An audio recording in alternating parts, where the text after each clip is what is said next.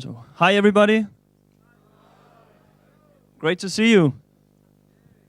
Actually, this is my first conference talk, like on a tech conference. I've been telling stories to people before, but never something serious. So bear with me, please.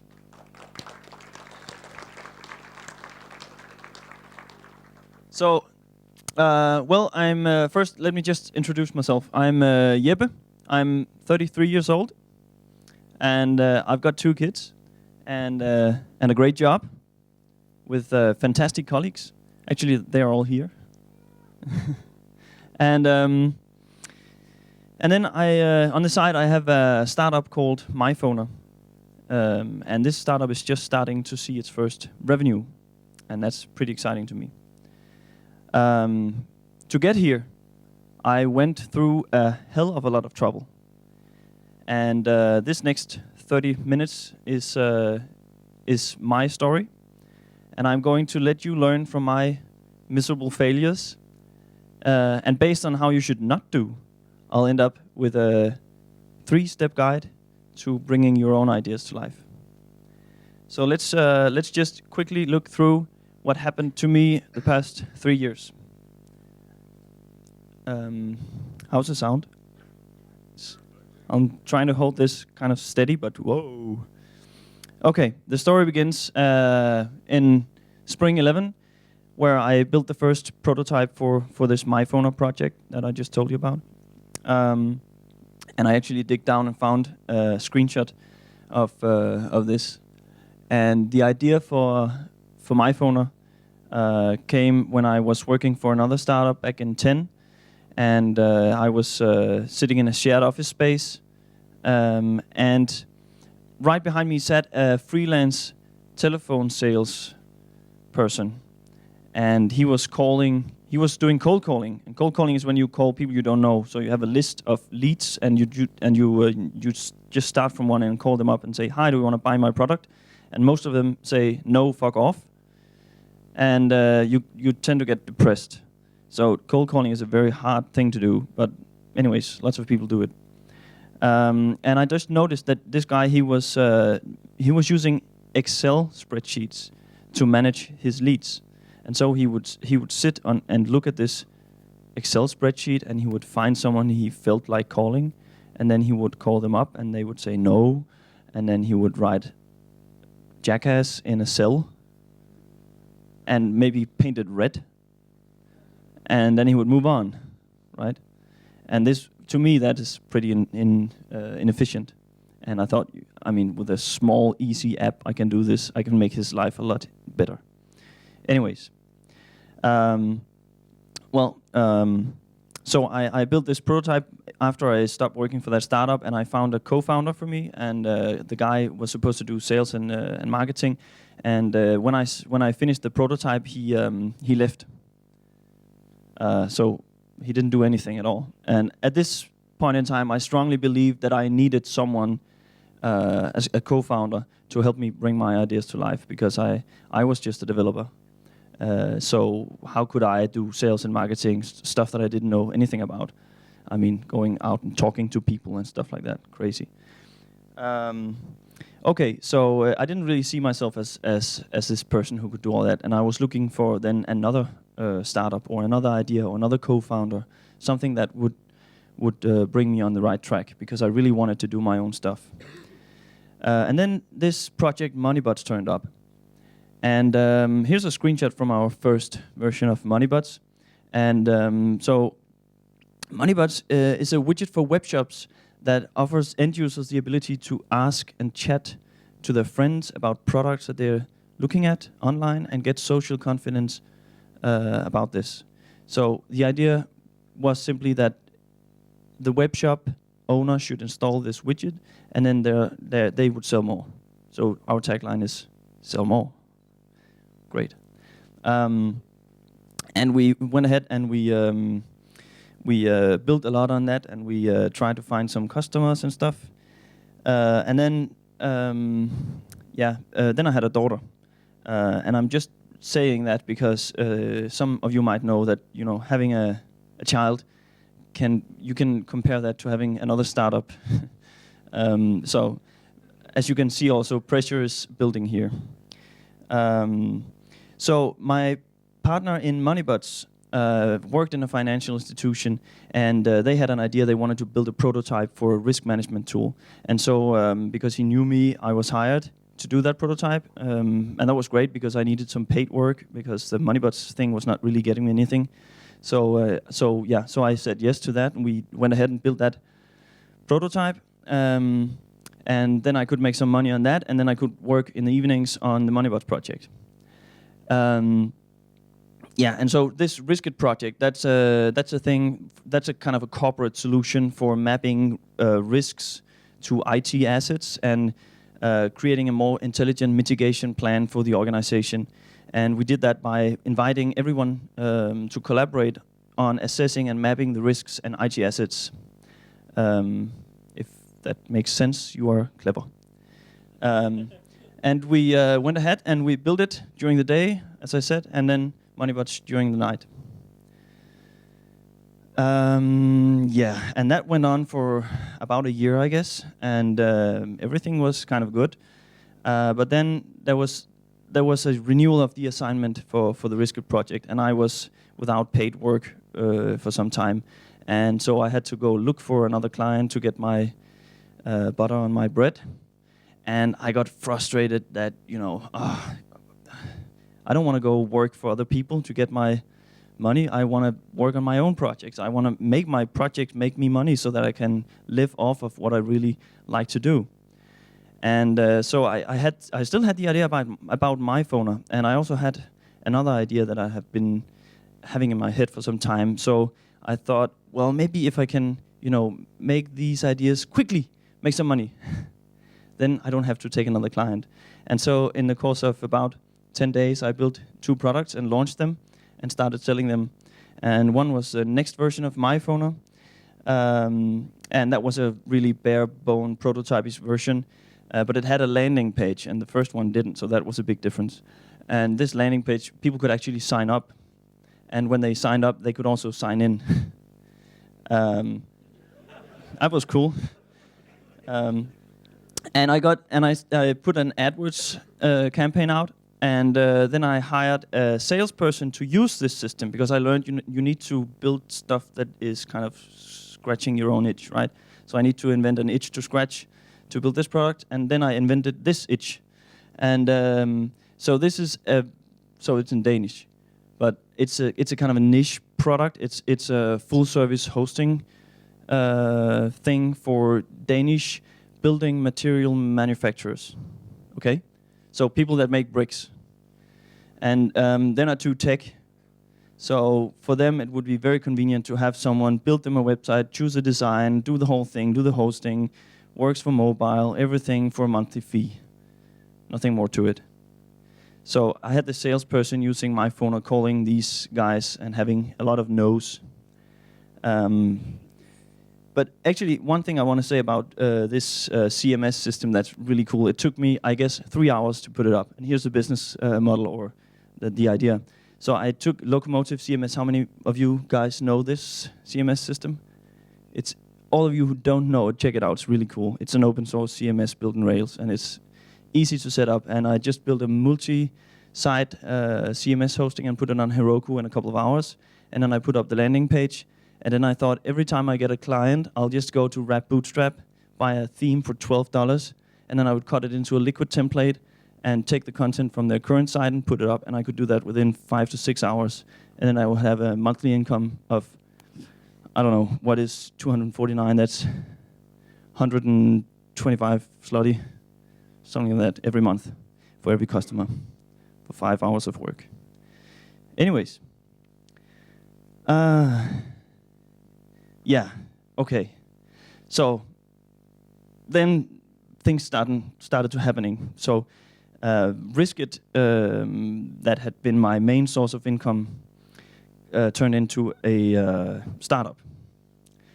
So we were negotiating with the client or the owner of the project that we could get the IP rights out, and then we could do our own startup. And that kind of happened, and I was asked to join as a co-founder. Yeah, and as you can imagine, so here's Riskit.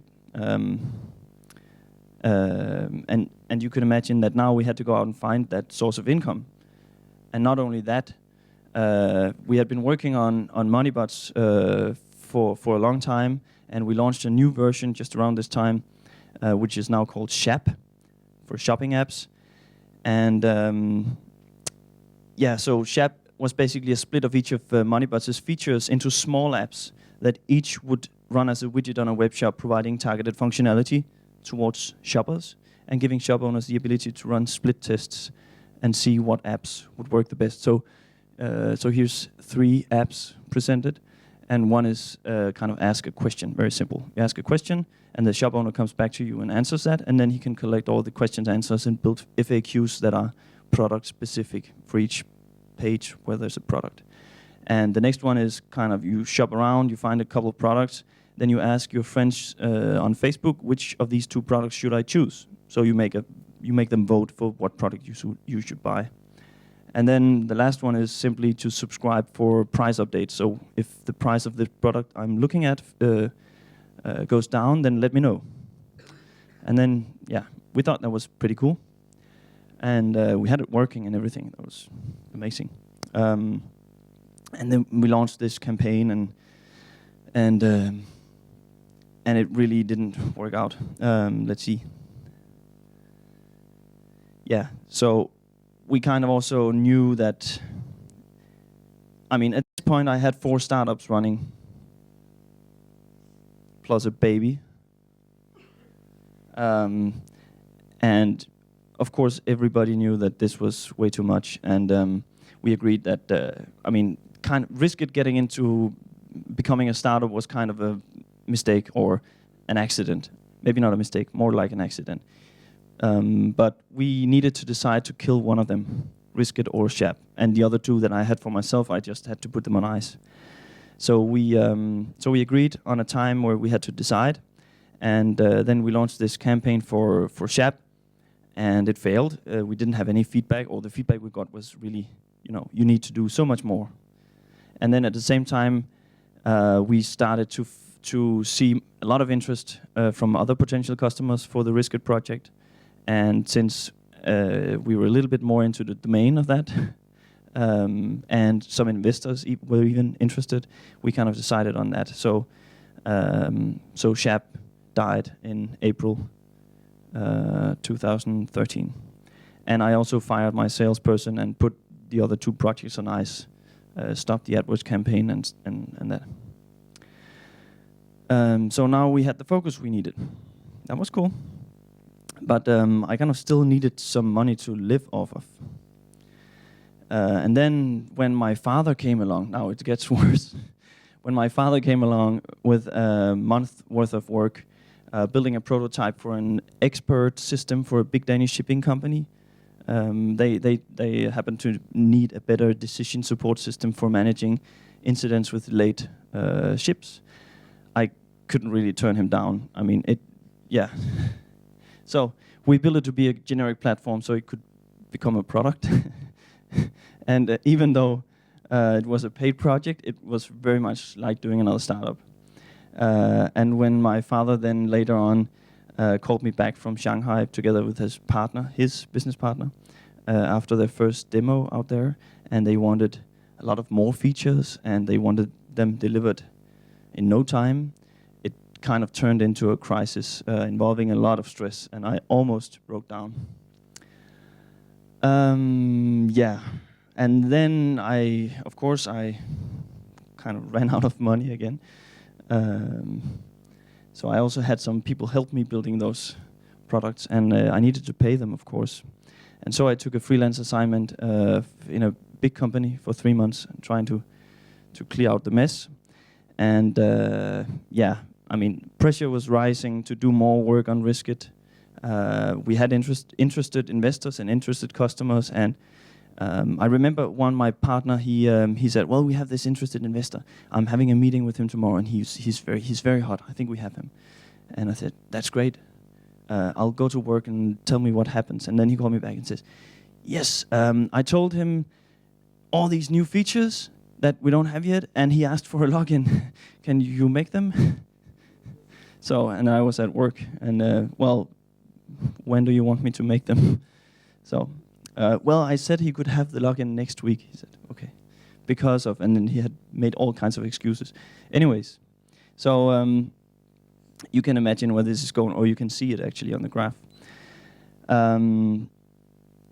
Yeah, so I kind of just, actually I didn't leave the stress from that shipping app behind really, and I started to getting scared of imagining that what if we actually get an investment?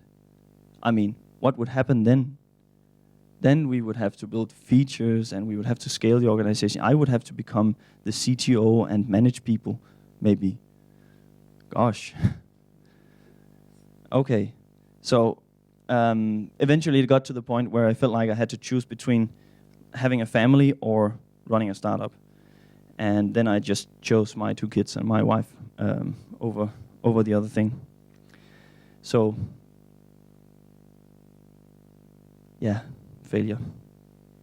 I was left with nothing, basically. None of my startups, at least. So, let's see, of course, I took some time to sit and think about this, and this is what I want to try and tell you guys. And maybe some of this is just stating the obvious to you, but then you'll have to forgive me. Seen in retrospective, I think it's called. All this stuff I did was kind of confused. Like, I didn't really know what I really wanted. I just did whatever opportunity I had. And I guess that I was just trying to make some money somehow so that I could be free, right? Then I learned about this why. So you need a why, someone said.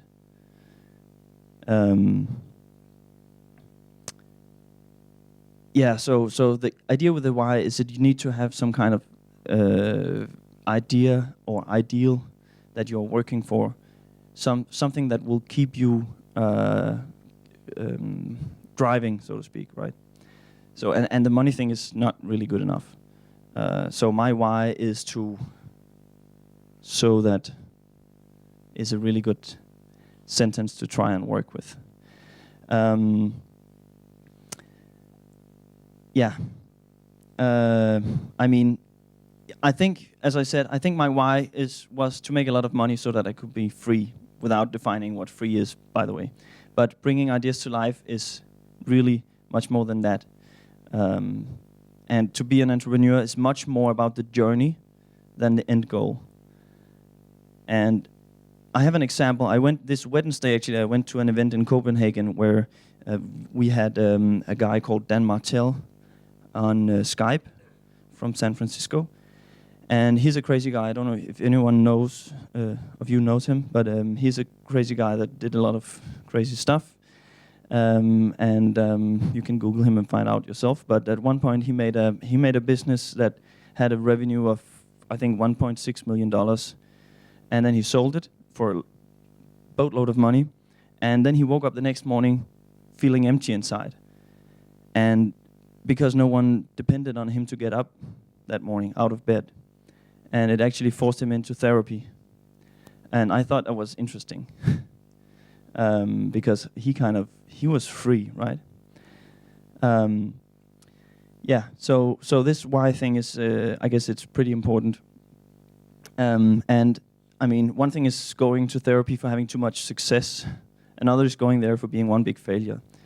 And so the next one is kind of try and balance your life. I think you might have heard that before, but it's really important. And when you break down, you need to have people around you, family and friends, to pick you up again.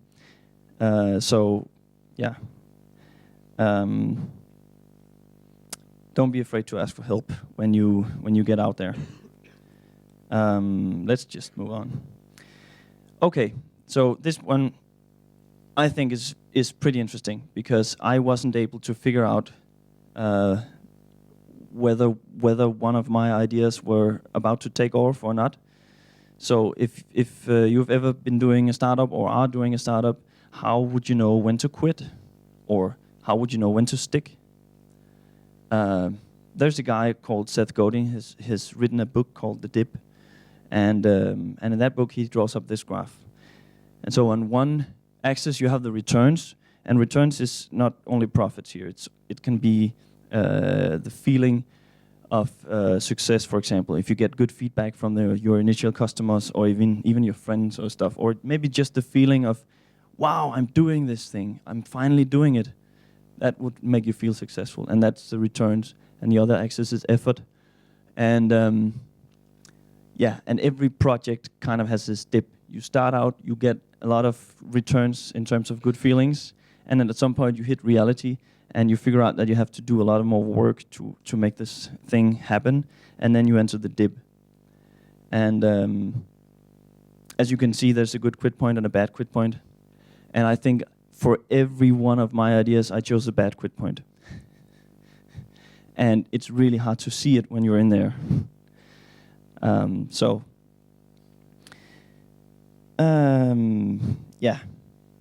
One of the reasons I quit in the bad points was because I had so many ideas.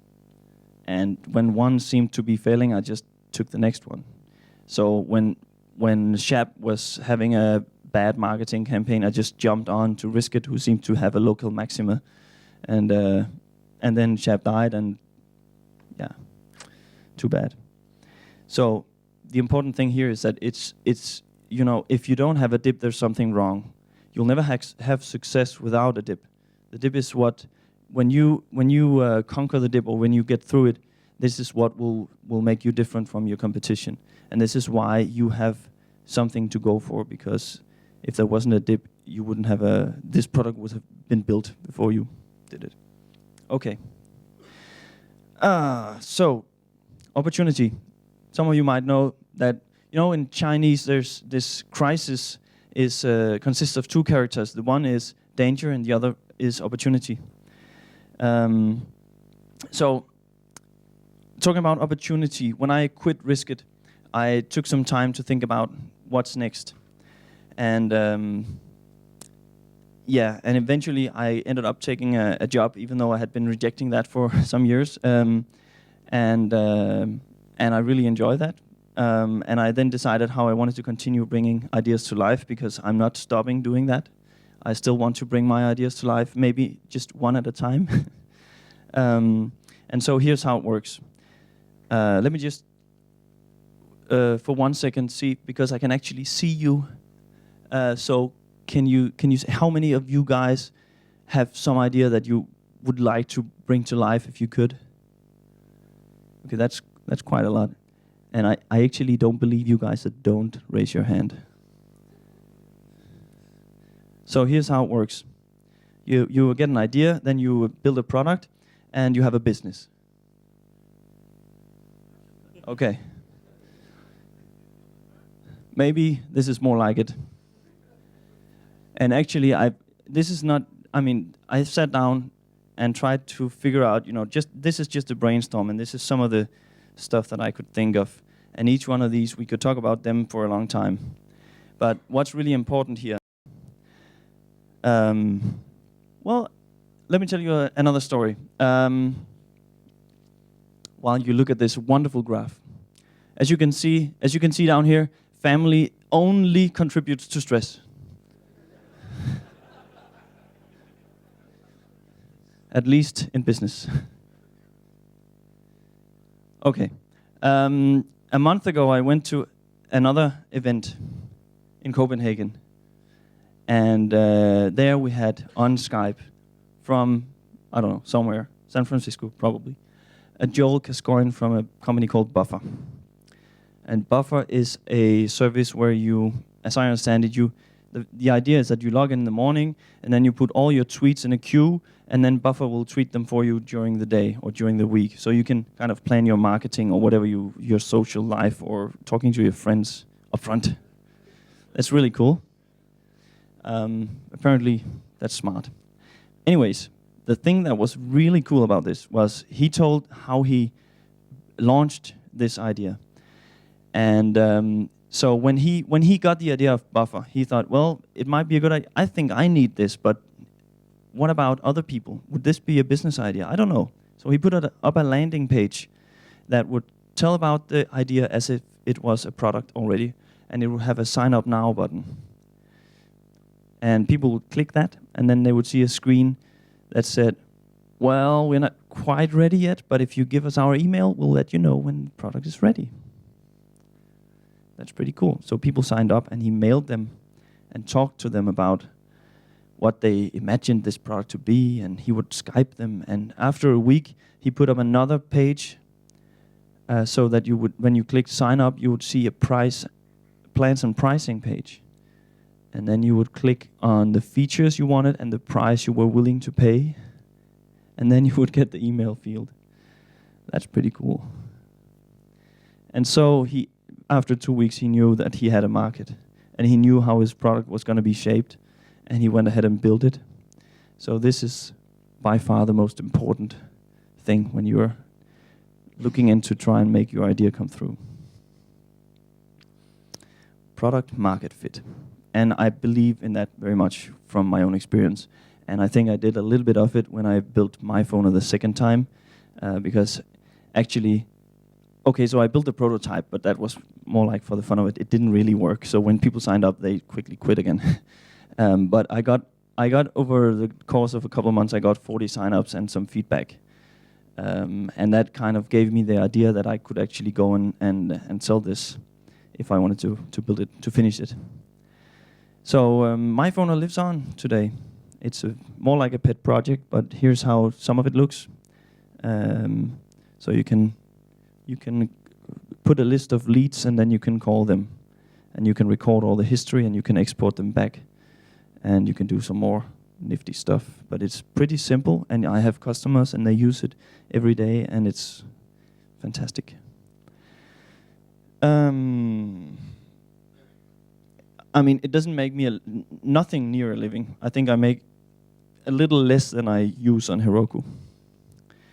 But it's sufficient to keep my entrepreneurial spirit fueled, and hopefully I'll get more customers as the years go by. Yeah.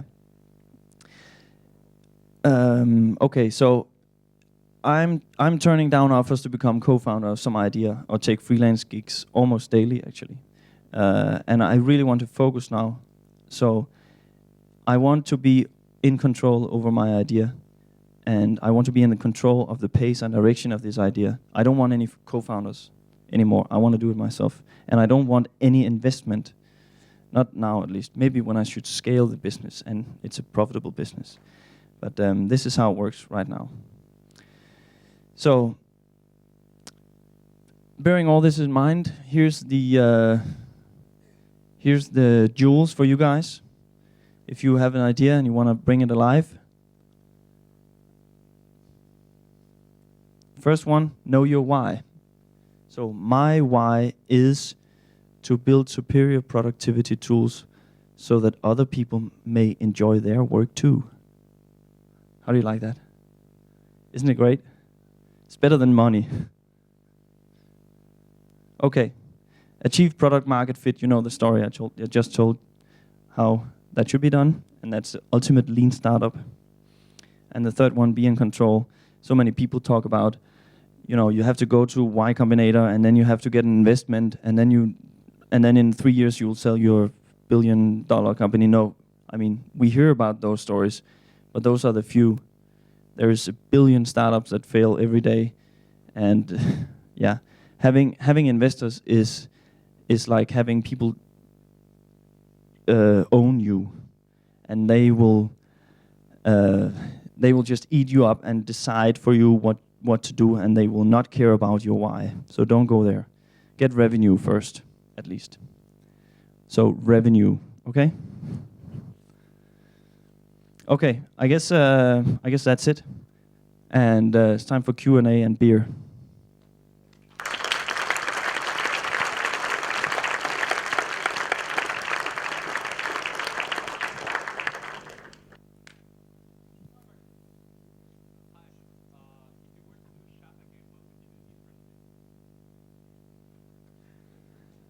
I would just only do Shap. I think it's still a good idea, and everything is there. It's just turned off. But I'm not gonna do it. Maybe you want to have the code.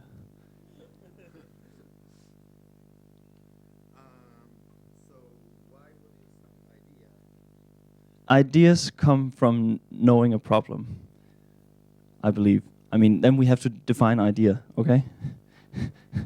Ideas is something that pops into your head because you experience something or you work with in some field and you get some ideas about how to improve that field.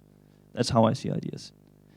But it's right, sometimes ideas it's not the start of it. Sometimes ambition is the start of it, and then you look for ideas. But that's more like a recipe for disaster, I guess.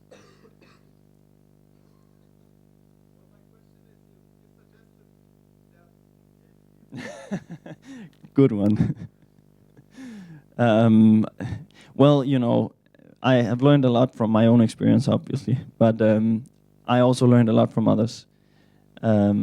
So what I exactly have learned from others, I can't tell right here, right now. But I know that I would never have been able to do all this stuff if I hadn't learned something up front. I don't know if that answers your question.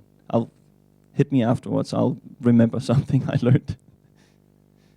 Yeah, up the back. I would go for one idea. And I would remember the dip, right? Because if you have many ideas, you might quit before, maybe even before you enter the dip, and you will never know if your idea was good or not. So if you have many ideas, just pick one that you think is the best one with your gut feeling, and then go for it. Forget the rest.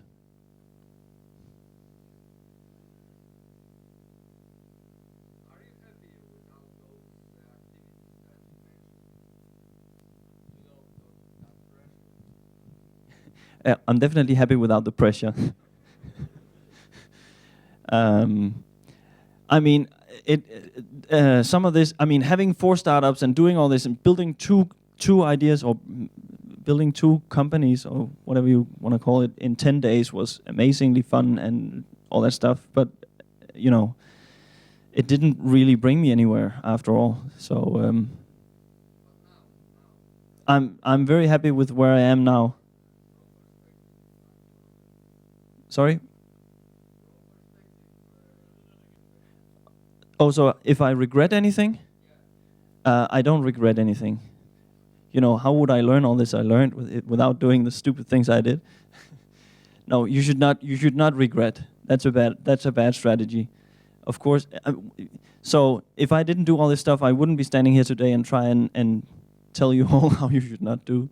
And yeah, I think you should just work with what you've got, right? Lots of questions. How much more time? Yeah, I can answer that on stage. Okay, we'll take one more. You there in the middle. How many times do you think it's worth to try before screw it and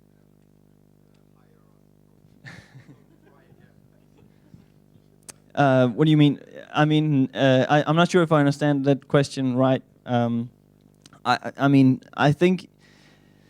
If you would have, let's say, 5 new ideas that you really believe on, would you try to implement each one, implement 5? No, right now I'm building my phone, nothing else. Yeah, but you mentioned that. Yeah, then I get 5 ideas. I'll put them in my drawer, or give them to you. Ideas are for free. Execution is king. Hope that answers. Thank you.